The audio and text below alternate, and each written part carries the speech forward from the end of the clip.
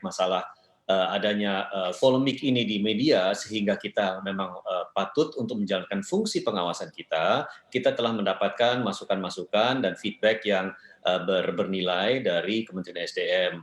Di antaranya bahwa dari seluruh areal pertambangan 42.000 hektar itu, yang mungkin nanti akan diberdayakan itu hanya sekitar kurang dari 10% daripada itu.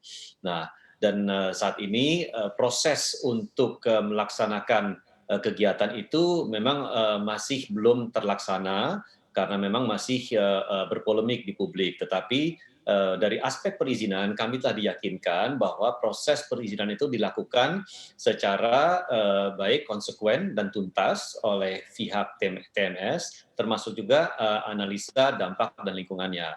Kembali, kami meminta konfirmasi berupa dokumentasi sehingga bisa kami memastikan bahwa proses itu dilaksanakan secara baik dan memang sesuai dengan prosedur dan mekanisme yang ada. Kedua, kami juga mendapatkan laporan dan saya kira ini juga laporan sudah ada di ranah publik sehingga yang saya sampaikan itu sudah diketahui oleh publik bahwa di daerah sekitar pertambangan tersebut, di daerah yang sekarang memang sudah akan menjadi daerah eksplorasi, itu sudah ada penambang liar yang bekerja dan ada kurang lebih 200 lubang yang sekarang sudah menganga di sana. Nah, ini merupakan hal yang perlu ditindaklanjuti oleh inspektur pertambangan ya supaya terjadi proses penegakan hukum. Nah, dan menurut kami hal ini tentu harus segera ditangani mengingat dampak lingkungannya sangat besar.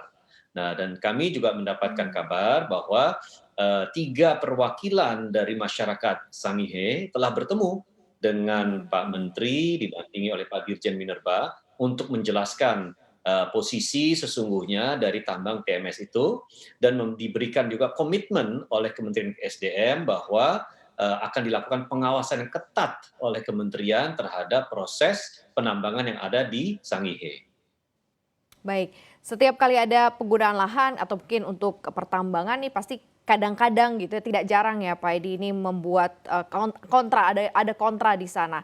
Nah, kalau dilihat apa sih sebenarnya yang menyebabkan hal-hal ini sebenarnya terus berulang atau terus terjadi? Apakah implementasi Undang-Undang Minerba yang baru ini belum bisa cukup menjawab sebenarnya kebutuhan akan hal-hal seperti ini, Pak Edi? Saya kira mungkin pangkalnya itu berasal dari masalah sosialisasi dan komunikasi. Baik itu sosialisasi mengenai Undang-Undang Minerba, maupun peraturan turunannya, maupun proses perizinan yang diberikan.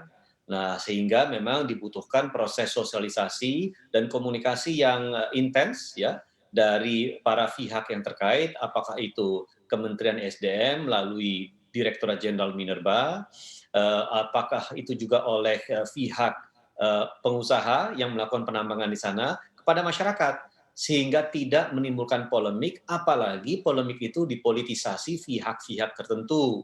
Ya, oleh karena Mhm. itu bagi kami yang paling penting adalah bahwa komunikasi ini bisa berjalan dan bisa dilaksanakan secara proaktif. Ya, sehingga komunikasi itu dilakukan di antara para pihak terkait, para stakeholders, tidak melalui media. Karena kalau melalui media, tentu nanti gaungnya akan besar, belum tentu juga proporsional. Nah, oleh karena itu kami anjurkan agar Kementerian SDM betul-betul melaksanakan proses pengawasan yang ketat, terutama para inspektur pertambangannya, agar mereka melakukan pengawasan di lapangan.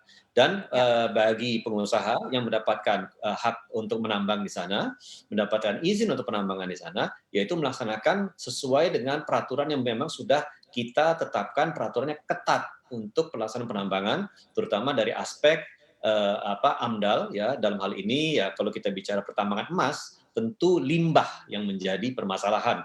Jangan sampai tailingnya itu kemudian lari ke laut mencemari air dan lain-lain. Nah, ini yang kita tekankan kepada Dirjen Minerba agar permasalahan masyarakat itu terutama dari aspek lingkungan hidup itu difokuskan dan mendapatkan perhatian yang paling utama. Jangan lupa untuk install aplikasi CNBC Indonesia yang tersedia di App Store dan Play Store dan ikuti terus perkembangan ekonomi bisnis terkini hanya di CNBC Indonesia Beyond Business.